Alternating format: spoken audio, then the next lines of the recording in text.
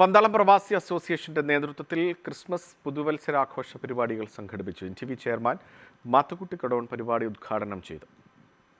പന്തളം പ്രവാസി അസോസിയേഷന്റെ ക്രിസ്മസ് പുതുവത്സരാഘോഷമാണ് സംഘടിപ്പിച്ചത്. ഷാർജ, അബുഷഹര, മദീന പാർട്ടികളിൽ നടന്ന ആഘോഷ പരിപാടികൾ NTV ചെയർമാൻ മാത്തുക്കുട്ടി കടോൺ ഉദ്ഘാടനം ചെയ്തു.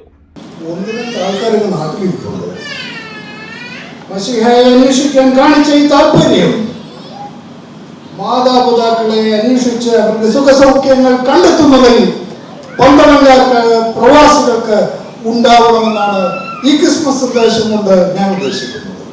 പരിപാടിയിൽ general secretary Ramesh Ullannoor, president Jose, Shakti foundation chairman CS Mohanan, vice president Rajesh Pillai, program committee convener Aju, treasurer Manoj Mathew, joint secretary Thulaseedharan എന്നിവർ പങ്കെടുത്തു.